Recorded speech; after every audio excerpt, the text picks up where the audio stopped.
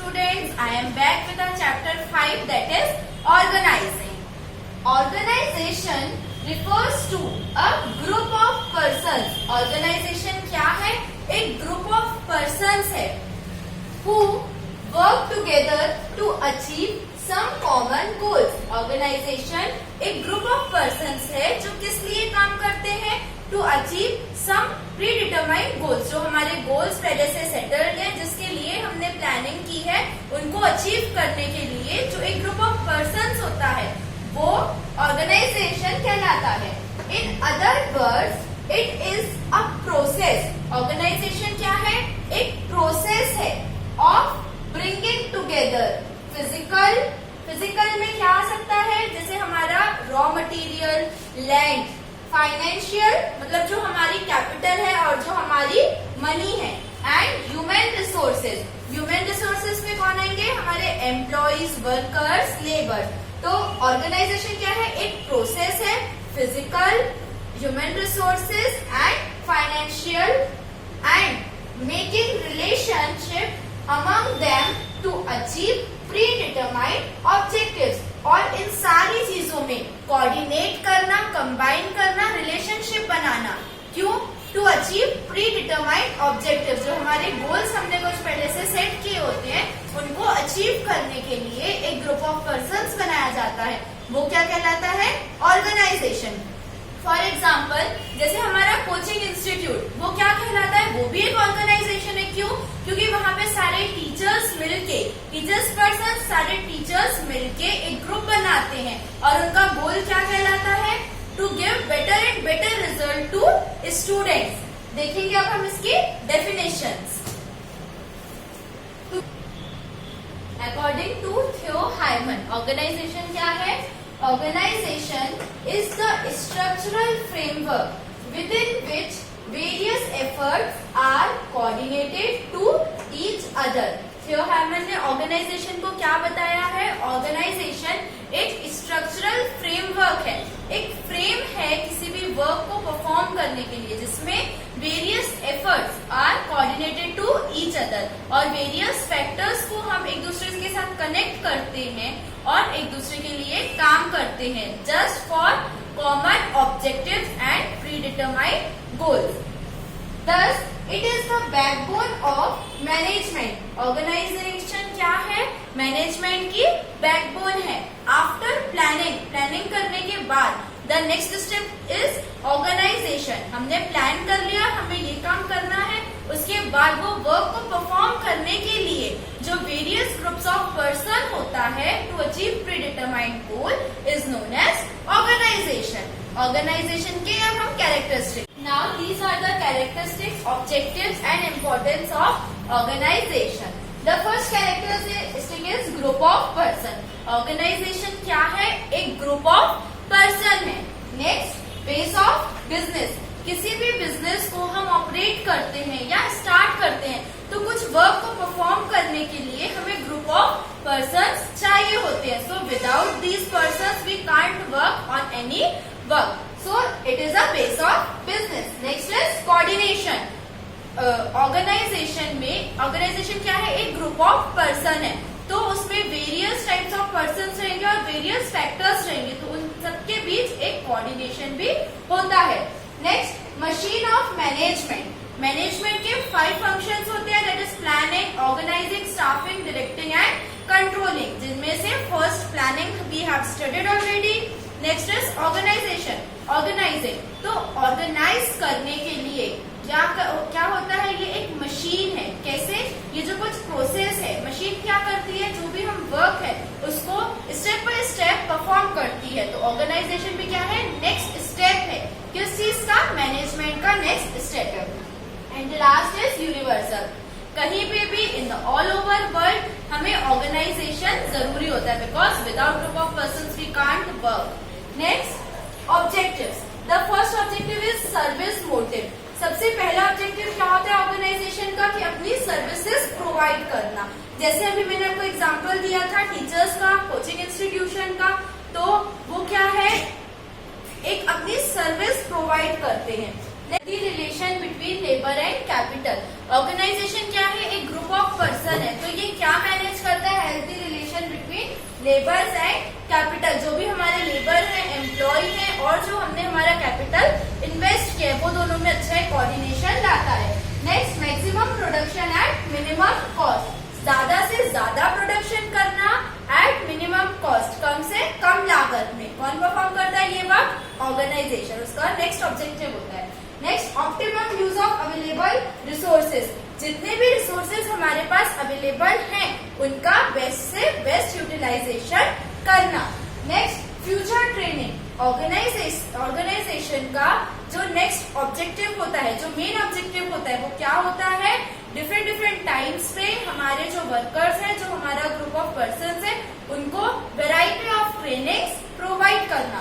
So these are the objectives of organization. These are importance। तो first importance क्या है? Easy communication.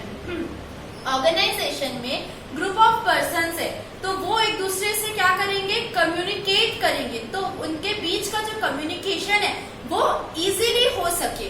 तो first importance ये होता है। Next, helps in administration. Organization क्या है? It is a group of person. तो ये हमारा जो एडमिनिस्ट्रेशन है, जो हमारा ओनर होता है बिजनेस का, उसको भी हेल्प करते हैं जो ये ग्रुप ऑफ पर्सन होते हैं। इनमें हम हमारे एम्प्लॉयज, लेबर्स, वर्कर्स इनको इंक्लूड कर सकते हैं। Next, growth and diversification. हमारे जो बिजनेस की ग्रोथ है वो हमारे वर्क पे डिपेंड करती है और हमारा वर्क कौन परफॉर्म करता है? अ group of person. And diversification, diversification का मतलब क्या होता है? जैसे मैंने आपको पहले भी समझाया है कि कोई भी बिजनेसमैन एक प्रोडक्ट को बनाते बनाते उसके साथ वेरियस प्रोडक्ट्स बनाने लगता है which are related to each other. The best example is of Maggi. Maggi बनती थी, मैगी के साथ साथ अब मैगी की सॉस, मैगी मसाला भी आने लगा। So it is known as diversification. Next is adoption of new technology. Group of persons हैं वो क्या करते हैं? न्यू टेक्नोलॉजीज को अडॉप्ट करते हैं। कैसे?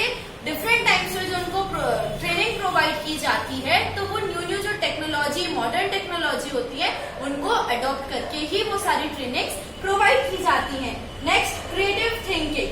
क्रिएटिव थिंकिंग कैसी होगी? जो हमारे ग्रुप ऑफ पर्सन्स है वो डिफरेंट जगह से आते हैं, उनके एक्सपीरियंस, उनके टेस्ट भी डिफरेंट होते हैं, तो सबकी थिंकिंग भी डिफरेंट होती है। तो क्या होगा? ऐसे में क्रिएटिव थिंकिंग हमारी प्रोड्यूस होगी। कैसे? कुछ लोग हैं उनकी थिंकिंग अलग होगी, नेक्स्ट जो कुछ वर्कर्स हैं उनकी थिंकिंग अलग होगी। So these were the importance of organization. अब हम देखेंगे इसकी प्रोसेस ऑफ ऑर्गेनाइजेशन में सबसे फर्स्ट स्टेप क्या होता है? हमने हमारे ऑब्जेक्टिव्स डिटरमाइन कर लिए, उसके बाद the first step is division of work. सबसे फर्स्ट स्टेप क्या होता है? आपने वर्क को डिवाइड करना, डिफरेंट छोटे छोटे पार्ट्स में डिवाइड करना। नेक्स्ट, ग्रुपिंग ऑफ एक्टिविटीज, मतलब कि जो वेरियस एक्टिविटीज हमारे बिजनेस में परफॉर्म होने वाली हैं। फॉर एग्जाम्पल, मेरी कोई एक गारमेंट प्रोडक्शन का बिजनेस था तो उसमें वेरियस एक्टिविटीज होंगी।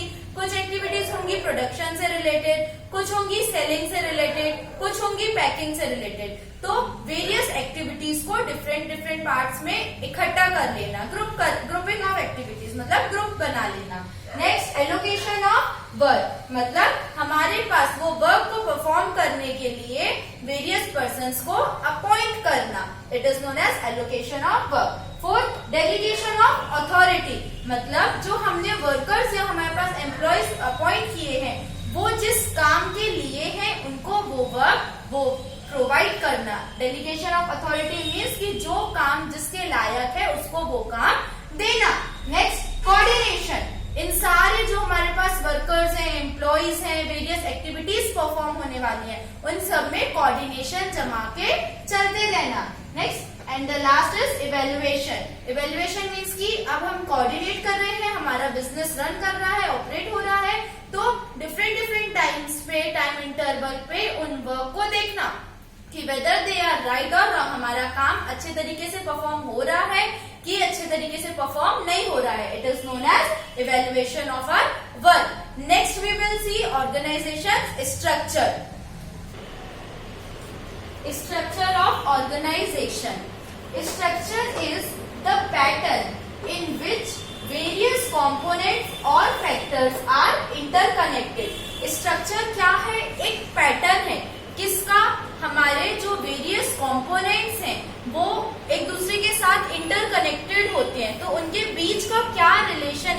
पैटर्न है हमें वो शो करता है स्ट्रक्चर। कंपोनेंट्स में हमारे दो कंपोनेंट्स आ सकते हैं, एक बायोटिक और नेक्स्ट अबायोटिक। बायोटिक कंपोनेंट्स में क्या आएंगे, जो हमारे ह्यूमन रिसोर्सेज हैं, एंड अबायोटिक कंपोनेंट्स में क्या आएंगे, जो हमारे फिजिकल रिसोर्सेज है, जैसे कि रॉ मटेरियल हो गया। तो स्ट्रक्चर क्या है, एक पैटर्न है, ये कंपोनेंट्स के बीच का रिलेशनशिप शो करता है। This prescribes the relationship among various activities. जो हमारे बिजनेस में वेरियस एक्टिविटीज परफॉर्म होने जा रही हैं, उनके बीच का रिलेशनशिप हमको कौन शो करता है, structure, which are perform by various persons. ये जो एक्टिविटीज हम परफॉर्म करने वाले हैं, ये ग्रुप ऑफ पर्सन्स परफॉर्म करते हैं।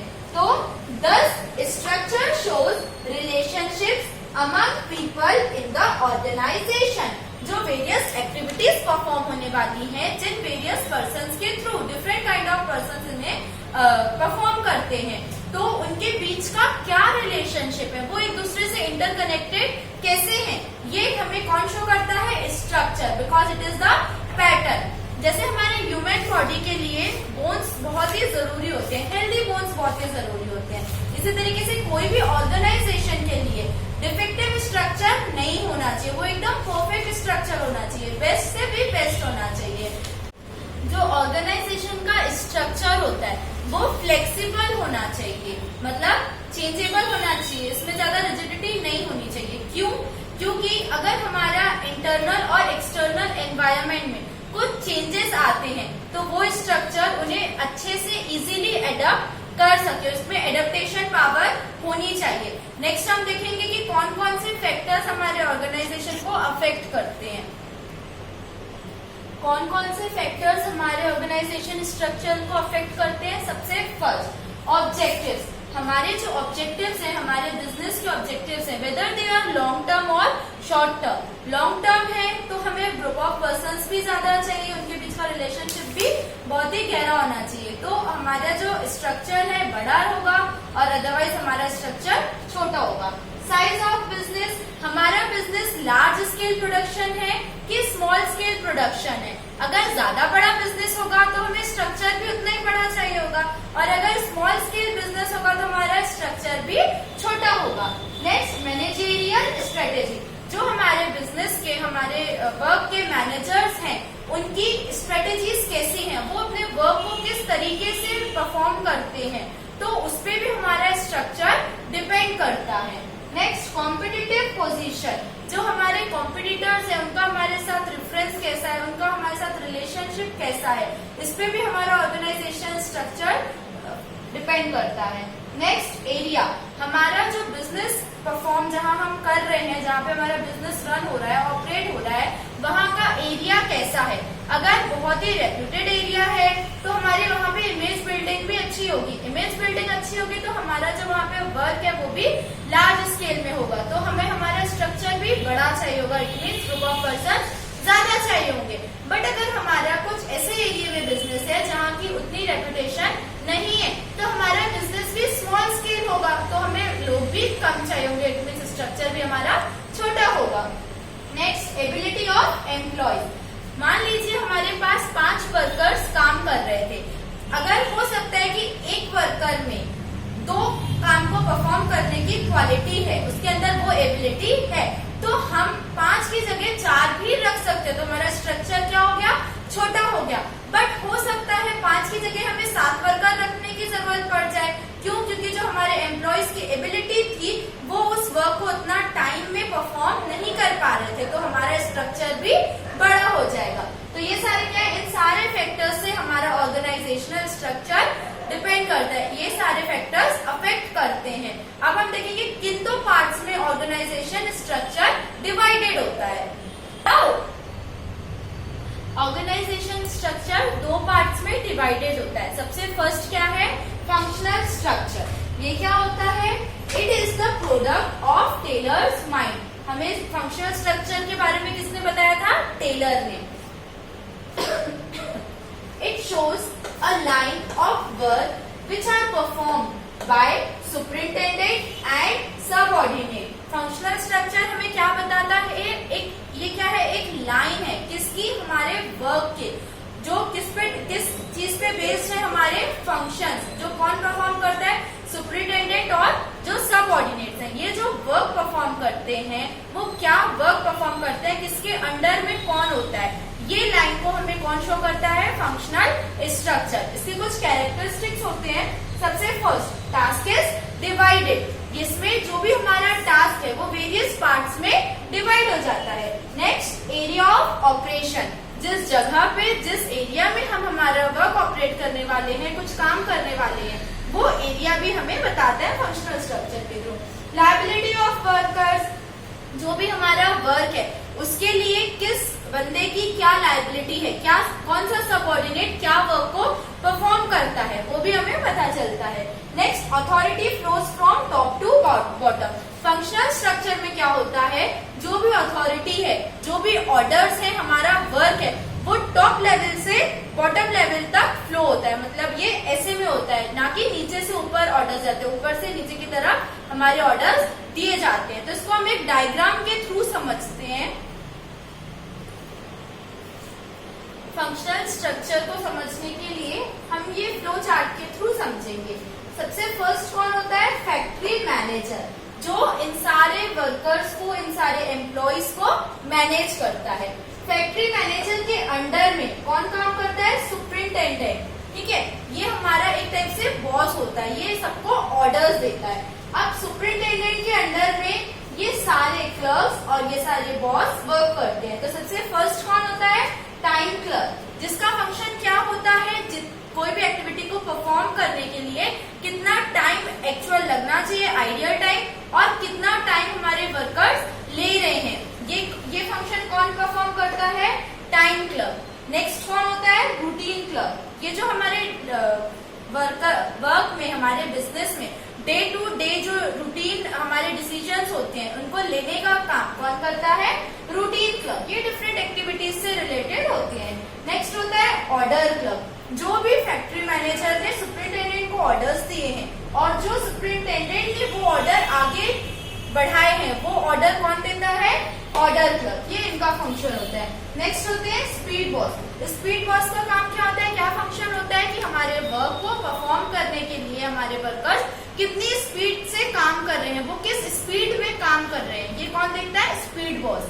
नेक्स्ट, रिपेयर्स बॉस, हमारे वर्क में जो भी कुछ रिपेयरिंग से रिलेटेड काम होता है वो कौन करते हैं, रिपेयर बॉस। नेक्स्ट, डिसिप्लिनेरियन, हमारे वर्क में, हमारे एम्प्लॉयज में, वर्कर्स में डिसिप्लिन मेंटेन है कि नहीं, ऑर्डर्स वो अच्छे तरीके से फॉलो कर रहे हैं कि नहीं, ये कौन देखता है, डिसिप्लिनेरियन। नेक्स्ट, इंस्पेक्टर, इनका काम होता है इन सब पे वॉच करना कि हमारे वर्कर्स, हमारे लेबर्स अच्छे तरीके से काम कर रहे हैं कि नहीं कर रहे हैं, हर एक चीज प्रॉपरली मैनेज हो रही है कि नहीं हो रही है। इन सब के अंडर में time clerk, routine clerk, order clerk, speed boss, repairs boss, disciplinarian and inspector, इन सब के अंडर में कौन काम करते हैं, वर्कमैन, हमारे लेबर्स, क्योंकि इनके बगैर तो कुछ काम पॉसिबल ही नहीं है। तो फंक्शनल स्ट्रक्चर में सबसे फर्स्ट कौन होते हैं, फैक्ट्री मैनेजर, उनके अंडर में होते हैं सुपरिटेंडेंट, इनके अंडर में ये सारे क्लर्क और बॉस होते हैं, और इन सब के अंडर में हमारे वर्कमैन मीन्स की लेबर काम करते हैं। नेक्स्ट इसका दूसरा स्ट्रक्चर हम देख लेते हैं। नेक्स्ट क्या है, डिविजनल स्ट्रक्चर। डिविजनल स्ट्रक्चर दो पार्ट्स में डिवाइडेड होता है, उनमें से सबसे फर्स्ट क्या है, प्रोडक्ट स्ट्रक्चर।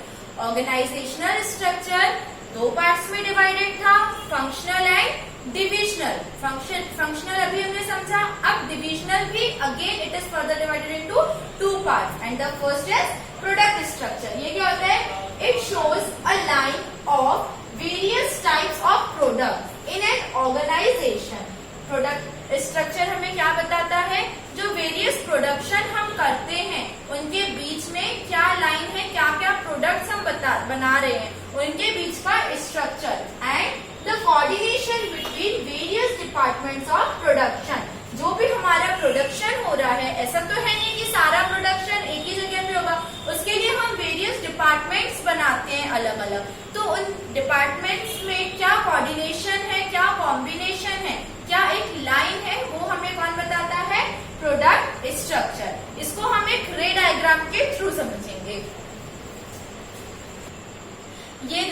डायग्राम हमको क्या बताएगा, हमारा जो प्रोडक्ट स्ट्रक्चर है वो कैसा होता है। सबसे फर्स्ट इसमें कौन होती है, board of directors which are the owner of the company और द बिजनेस, जो मेन ओनर होते हैं। बोर्ड ऑफ डायरेक्टर्स के अंदर में कौन काम करता है, मैनेजिंग डायरेक्टर, जो ये सारी चीजों को, सारे वर्क्स को मैनेज करता है। उनके अंदर तीन प्रोडक्ट्स में डिवाइडेड होता है। सबसे फर्स्ट क्या है, plastic division, chemical division and metal division. ये हम क्या पढ़ रहे हैं, प्रोडक्ट स्ट्रक्चर। तो हमारे जो प्रोडक्ट्स हैं वो तीन वेरियस टाइप्स में डिवाइडेड है। कौन कौन से, प्लास्टिक, केमिकल एंड मेटल। अब इन तीनों के अंदर 4 डिपार्टमेंट्स होते हैं। सबसे फर्स्ट कौन सा होता है, फाइनेंस डिपार्टमेंट, जिनका काम क्या होता है, हमारे फाइनेंस से रिलेटेड वर्क्स को परफॉर्म करना। कहाँ से पैसा आया, कहाँ इन्वेस्ट किया, कहाँ गया, ये सारी चीजों को कौन मैनेज करता है, finance department. Next production department, जो भी हम वर्क को परफॉर्म कर रहे हैं उसमें हमारा जो प्रोडक्शन हो रहा है, जो हमारे प्रोडक्ट्स प्रिपेयर हो रहे हैं उनका प्रोडक्शन कैसा हो रहा है, ये काम किसका होता है, प्रोडक्शन डिपार्टमेंट का। नेक्स्ट होता है सेल्स डिपार्टमेंट, जितनी भी हमारी एक्टिविटीज सेल्स से रिलेटेड होती है वो सारा कौन देखता है, sales department. Next and the last is personal department, जिनका काम क्या होता है, हमारे वर्कर्स, हमारे लेबर्स और हमारे एम्प्लॉयज पे नजर रखना। मतलब कि जो भी हमारे यहाँ पे वर्कर काम कर रहे हैं उनका अपॉइंटमेंट लेना और उनका रिजिग्नेशन करना। तो ये क्या है, प्रोडक्ट स्ट्रक्चर। अब हम इसका नेक्स्ट स्ट्रक्चर देखते हैं। डिविजनल स्ट्रक्चर 2 पार्ट्स में डिवाइडेड है, एक product structure and territorial structure. Product structure अभी हमने समझा। टेरिटोरियल स्ट्रक्चर क्या होता है, which shows the work according to the territories, that is the national boundaries. Product structure में किस में डिवाइडेड था हमारा वर्क, प्रोडक्ट्स के अकॉर्डिंग कि कौन कौन से प्रोडक्ट्स होते हैं उनका डिवीजन। और टेरिटोरियल स्ट्रक्चर में हमें क्या बताता है कि हमारा जो बिजनेस है वो किन किन एरियाज में ऑपरेट होता है, मतलब उसकी नेशनल बाउंड्रीज क्या है। तो टेरिटोरियल स्ट्रक्चर हमें क्या बताता है कि हमारे नेशन के अंदर जो हमारा वर्क है वो किन किन एरियाज के अकॉर्डिंग डिवाइडेड है। तो मतलब एरिया में डिवाइड होना क्या कौन बताता है, टेरिटोरियल स्ट्रक्चर। तो इसको भी हम एक रे डायग्राम के थ्रू समझते हैं। टेरिटोरियल स्ट्रक्चर में सबसे मेन जो लीड रोल होता है वो किनका होता है, बोर्ड ऑफ डायरेक्टर्स का, which are the owner of the company और the business. Board of directors के अंदर कौन काम करते हैं, मैनेजिंग डायरेक्टर्स, जो इन वर्क को हमारा मैनेज करने वाले होते हैं। एग्जाम्पल हम एक ले लेते हैं बैंक का।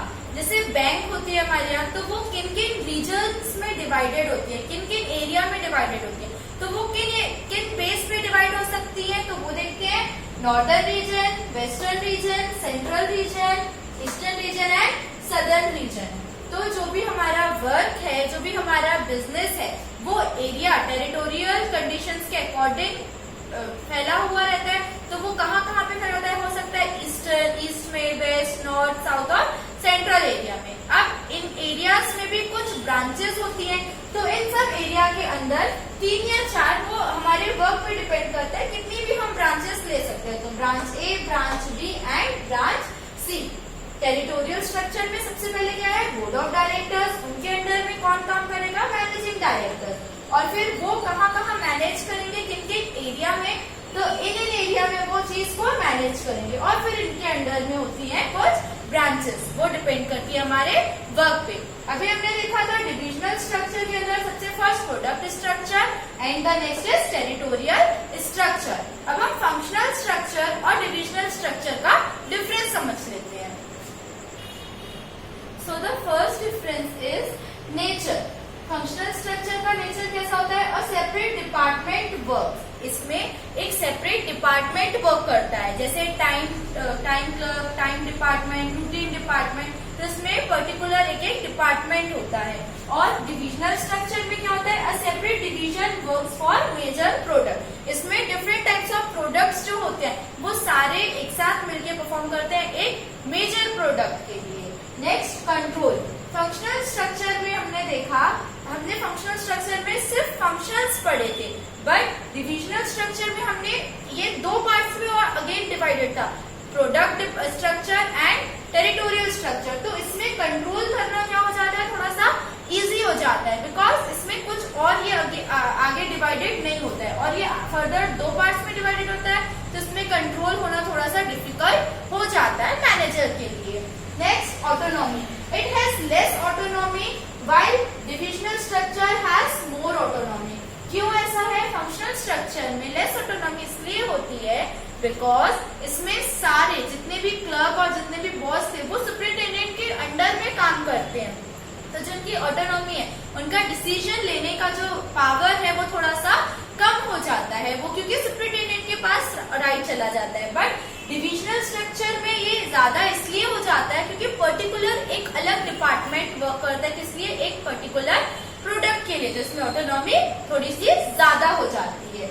Cost, it is economical what functional structure while divisional structure is expensive. इसमें ज्यादा डिपार्टमेंट्स नहीं होते हैं, मतलब ये अगेन फर्दर डिवाइडेड नहीं होता है, तो ये थोड़ा सा इकोनॉमिकल हो जाता है, मतलब थोड़ा सस्ता हो जाता है। बट ये इसमें डिविजनल स्ट्रक्चर में बहुत सारे डिपार्टमेंट्स होते हैं, बहुत सारे प्रोडक्ट्स होती हैं, टेरिटरीज होती हैं, ब्रांचेस होती हैं, तो उसमें हमारा पैसा भी ज्यादा लगता है, तो वो थोड़ा सा एक्सपेंसिव हो जाता है। And the last is coordination. Coordination becomes difficult in functional structure while coordination becomes easier in comparison in divisional structure। क्या होता है फंक्शनल स्ट्रक्चर में कोऑर्डिनेशन थोड़ा सा डिफिकल्ट हो जाता है। क्यों? क्योंकि ये सारे वर्कर्स जो हैं, हमारे जो क्लर्क्स हैं, वो सुपरिटेंडेंट के अंडर में काम करते हैं, तो हो सकता है सबकी मेंटेलिटी, सबकी थिंकिंग एक दूसरे के साथ मैच ना हो, तो कोऑर्डिनेशन थोड़ा डिफिकल्ट हो जाता है। बट डिविजनल स्ट्रक्चर में वेरियस प्रोडक्ट अलग अलग होते हैं, तो उसमें जो कोऑर्डिनेशन है वो तो हमें किसी के साथ कोऑर्डिनेट करने की जरूरत ही नहीं है। क्यों? क्योंकि एक पर्टिकुलर डिपार्टमेंट, पर्टिकुलर ब्रांचेस बन चुकी हैं, हर एक ब्रांच का अलग मोटिव होता है, हर एक ब्रांच का अलग वर्क होता है, तो वहां का मैनेजर वहां पे कंट्रोल करेगा, ब्रांच बी का मैनेजर ब्रांच बी भी कंट्रोल करेगा, उन दोनों को एक दूसरे के साथ कोऑर्डिनेट करने की जरूरत नहीं पड़ती है। ऐसा नहीं कि कोऑर्डिनेशन नहीं होता है, बट कोऑर्डिनेशन थोड़ा सा इजी हो जाता है क्योंकि आप अपने काम से मतलब रखते हैं और ये डिपार्टमेंट, ये ब्रांच अपने काम से मतलब रखती है। तो ये क्या यहाँ पे हमने देखा, फंक्शनल स्ट्रक्चर और डिविजनल स्ट्रक्चर के बीच का डिफरेंस। तो गाइस अभी हम इस चैप्टर को यहीं पे स्टॉप करते हैं, इसके आगे का जो पोर्शन है वो हम कंप्लीट करेंगे पार्ट 2 में। Thank you for watching my videos.